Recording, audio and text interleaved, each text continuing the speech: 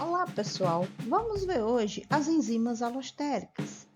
Vocês já ouviram falar que nas rotas metabólicas existe, no mínimo, uma enzima alostérica, mas há rotas que pode haver mais de uma enzima regulatória, certo? Como na glicólise, no ciclo de Krebs. Então, nós vamos ver que as enzimas alostéricas, elas são diferentes das enzimas comuns. E, do ponto de vista de bioenergética, as enzimas alostéricas elas catalisam reações geralmente irreversíveis e com um ΔG0 negativo, ou seja, reações exergônicas, em que a possibilidade da reação inversa ocorrer é muito pequena, porque do ponto de vista termodinâmico é muito desfavorável. Então elas catalisam reações muito deslocadas do equilíbrio químico. Enquanto que as enzimas comuns trabalham nas vias metabólicas de uma forma diferente, ou seja, muito próximo ao equilíbrio químico, certo?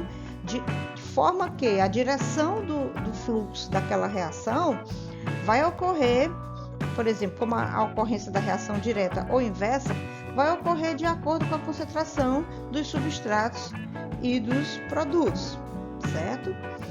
Mas as alostéricas têm muitas outras diferenças em relação às enzimas comuns. Então vamos ver agora sobre elas. As enzimas alostéricas, elas são oligoméricas, ou seja, elas possuem mais de uma cadeia globular. Então, elas possuem estrutura quaternária. As enzimas alostéricas podem ter mais de um sítio ativo, ou seja, sítios ativos múltiplos. Então, já foi observado que quando o substrato se liga num sítio ativo, a afinidade de outros sítios ativos daquela molécula de enzima aumenta. Isso se chama cooperatividade do substrato. A cooperatividade do extrato existe porque a enzima tem mais de um sítio ativo para o mesmo substrato. Então, quando o substrato se liga num sítio, à medida que vai ocupando os sítios, os demais sítios vão ficando cada vez mais ávidos pelo substrato, certo? Além dos sítios ativos, elas possuem os sítios regulatórios, que são locais da enzima diferentes do sítio ativo, em que podem se ligar substâncias efetoras ou moduladoras. Esses moduladores podem ser positivos ou negativos. Vamos ver já sobre eles. A cinética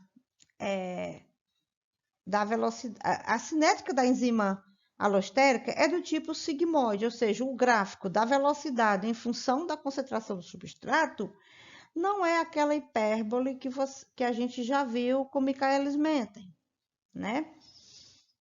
É, na verdade, uma curva sigmoide, mas nós vamos também ver mais adiante. Além disso, a conformação estrutural da molécula pode ficar tensa ou num estado relaxado e de alta afinidade pelo substrato, e o estado tenso de baixa afinidade. Então, aqui nós temos uma proposta, né, de uma enzima alostérica em que as 4 cadeias estão tensas, ou então isso pode estar num equilíbrio com as 4 cadeias R's, ou seja, na forma relaxada. Pode haver um equilíbrio entre se ela tiver 4 cadeias, por exemplo, como essa, pode haver um equilíbrio entre tensas e relaxadas. Esse equilíbrio pode acontecer com ou sem a ligação do substrato. Então, o L é o ligante, que seria o substrato, né? Pode se ligar à forma T, como também pode se ligar à forma R, certo? Que é a forma relaxada, em que ela atinge mais velocidade, né? A atividade é maior. Também aqui o ligante pode ocupar todos os sítios na forma T, ou então ocupar todos os sítios na forma R.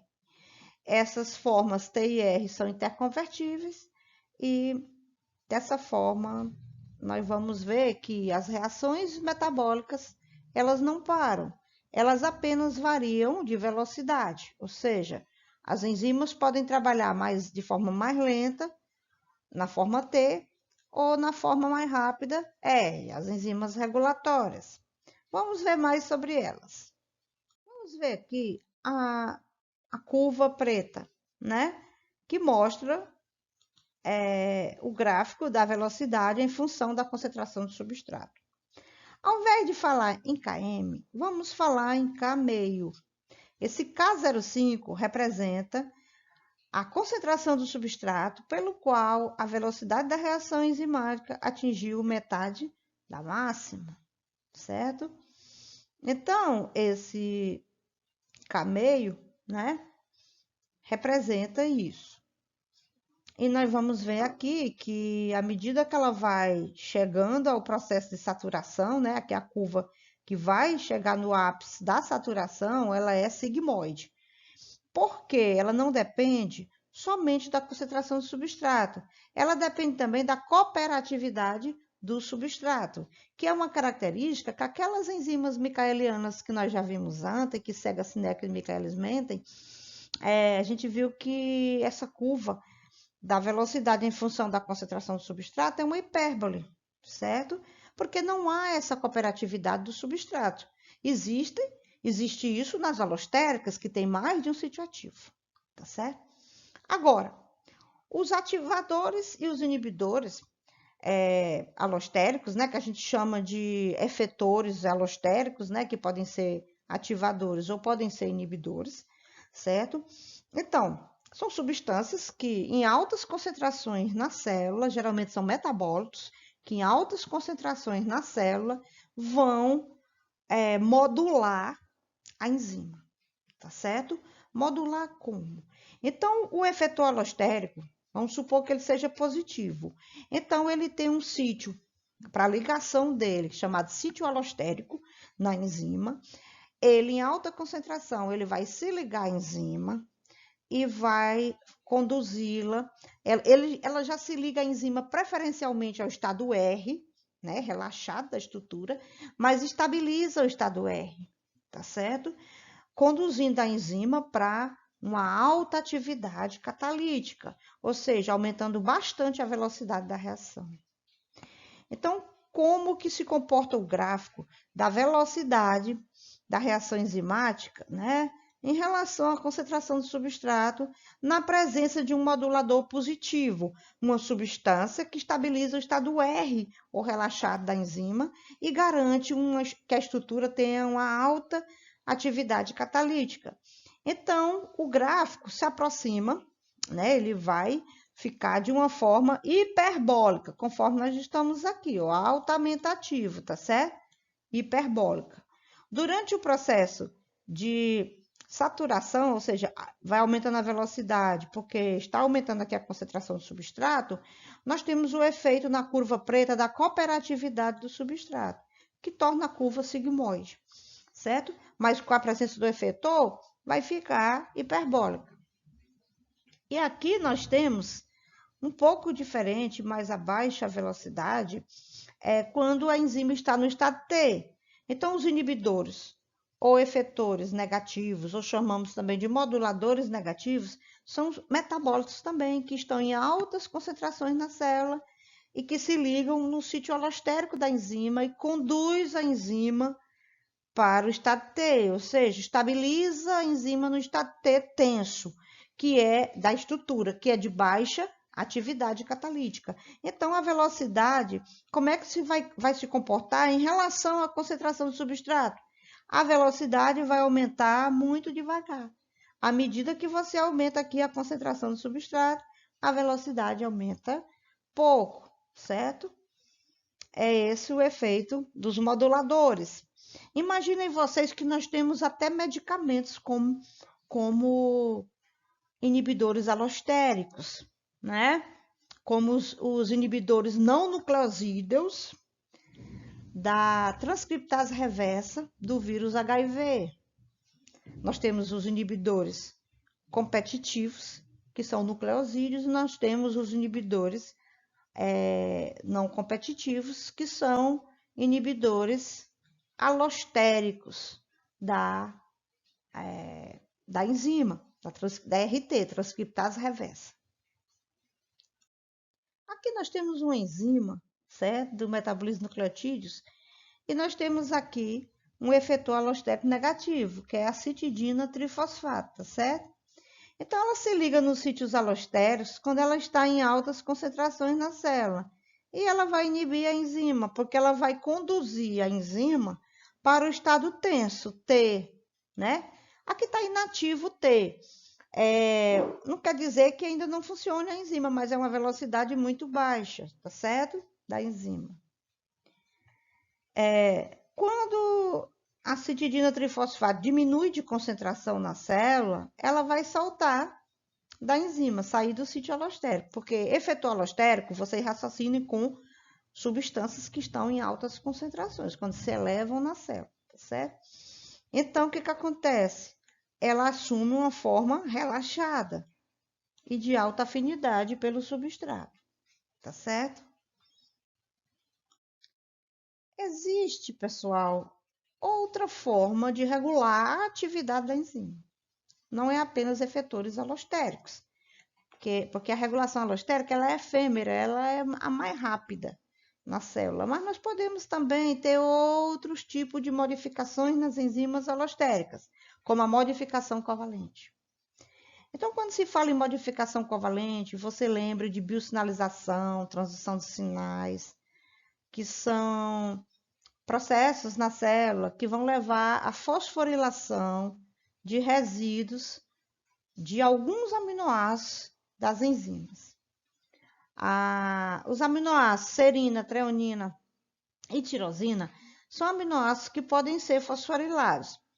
Aqui na glicogênio fosforilase do músculo, né, ou muscular, nós podemos ter resíduos de serina, que tem aquele OH, né, sendo fosforilados, né, em cascatas de fosforilação, né, como no caso da cascata do glucagon, e como ela é muscular, então aqui no músculo é a cascata da adrenalina. Lembrem que glucagon não tem efeito em músculo, né, esquelético. Então aqui nós vamos ter os resíduos de serina da enzima. Então essa fosforilase, que é a enzima que degrada o glicogênio, né, para liberar as glicoses para o músculo usar, ela pode receber uma regulação alostérica, que o efetor positivo dela é o AMP, mas também ela pode ser regulada pela modificação covalente, que é uma outra forma de regulação, né, da enzima alostérica. Então, ela pode ser fosforilada, né, pela ligação de íons fosfato, formando uma ligação com a hidroxila da serina. Assim, ela é chamada de A porque ela ficou ativa. Essa fosforilação, ela gasta ATP e é necessário uma fosforilase sinase. Você pode ver que nem sempre a fosforilação ativa enzimas. Nós vamos ver que na síntese do glicogênio, a fosforilação inibe a enzima, né? Mas aqui a fosforilação ativou a fosforilase. A adrenalina, né, no músculo esquelético, promove esse efeito. Mas essa fosforilase A, nós vamos ver nas próximas aulas, ela pode ser defosforilada, ou seja, removido o fosfato. Os fosfatos podem ser removidos pela fosforilase e fosfatase, uma enzima que é ativada na cascata da insulina, tá certo? Então, convertendo para fosforilase B, que é muito pouco ativa, tá certo? Então, no músculo esquelético pode haver a fosforilação alostérica, mas também existe fortemente a regulação por modificação covalente da enzima, certo? Que são essas fosforilações. Então, a insulina conduz a enzima, né, para a forma inativa. Então, a insulina inibe a glicogenólise, a quebra do glicogênio no músculo esquelético, né? E depois nós vamos ver também que isso ocorre também no fígado. Até agora nós vimos 2 modelos de regulação enzimática para enzimas alostéricas. Um deles foi a regulação alostérica, através dos efetores. A segunda, por fosforilação, certo? Promovendo uma modificação covalente na enzima. Mas também as enzimas podem ter uma regulação da sua concentração na célula, ou seja, não só a atividade, mas também a concentração dela. Então, o gene para cada enzima pode ser regulado, né? Ou seja, a região promotora de transcrição pode ser regulada, e uma vez ativada a transcrição daquele gene, aumenta a concentração daquela enzima na célula. Isso não é apenas um único mecanismo, né, que vai manter a concentração da enzima na célula. Também nas células há vias proteolíticas de destruição de proteínas que também são reguladas. E essa regulação também, muitas vezes, é por biosinalização. Então, a biosinalização, ela regula não somente a modificação covalente, mas pode também regular a expressão de genes, pode também regular as vias proteolíticas. Então, a concentração da enzima depende da formação dela, né, no processo de tradução, e também da destruição dela por vias proteolíticas. O resultado disso, né, vai determinar o turnover, ou velocidade de renovação da enzima. Então, as enzimas podem ser reguladas por esses processos que eu falei, né, a atividade e pela concentração, certo? No estudo da cinética enzimática, 2 modelos foram propostos primeiramente para a hemoglobina, que não é uma enzima, mas ela tem uma cinética parecida com a enzima alostérica. Como a hemoglobina tem 4 cadeias, então esse modelo foi desenhado com 4 cadeias. Não quer dizer que as enzimas alostéricas obrigatoriamente tenham 4. Elas podem ter 2 ou mais cadeias, né? Até bem mais. Então, as bolinhas, que são bem redondinhas, representam a estrutura R, tá certo? R, a estrutura R. E os quadradinhos representam a forma T tensa. Então, qualquer proteína que execute a cooperatividade de ligação, que ocorre a cooperatividade de ligação nos seus sítios, pode se enquadrar nisso, inclusive as enzimas, a hemoglobina, tá certo? Então, esses modelos que surgiram foi o modelo combinado ou conjugado, que é um modelo que não permite variações, ou seja, híbridos de cadeias R com cadeia T, ou seja, ou todas as cadeias estão R ou todas estão T, tá certo? E que as formas R e T, elas entram em equilíbrio, tá certo? As formas R e T, elas podem entrar em equilíbrio. Então, com ou sem o ligante. Então, você pode ter o ligante ou o substrato em uma cadeia, 2, 3, em todas as 4. Se ela tiver 6, 8, o número de cadeias que ela tiver e a capacidade de os sítios para ligações, né, os sítios ativos, o ligante pode se ligar nesse modelo conjugado a todos a estrutura R ou então a todos a estrutura T, ou seja, todas as cadeias da proteína podem estar de uma forma tensa ou de uma forma relaxada. Não existe híbridos, ou seja, uma cadeia está tensa e 3 está relaxada, né? Nesse modelo conjugado ou combinado não permite isso. No modelo sequencial, é uma outra teoria, né? Em que é uma outra proposta, em que pode haver todas no estado R, com ou sem o ligante, né? Sem os substratos no sítio ativo, ou então pode haver híbridos. Aqui nós temos uma tensa, quadradinha, e 3 redondas, né, que são relaxadas. Híbridos, à vontade aqui. E que essas formas todas são interconvertíveis entre si e que podem existir em equilíbrio, ok? Então, nós vamos ver mais um pouco sobre isso quando a gente estudar a hemoglobina. Inscreva-se no canal e deixe o seu like.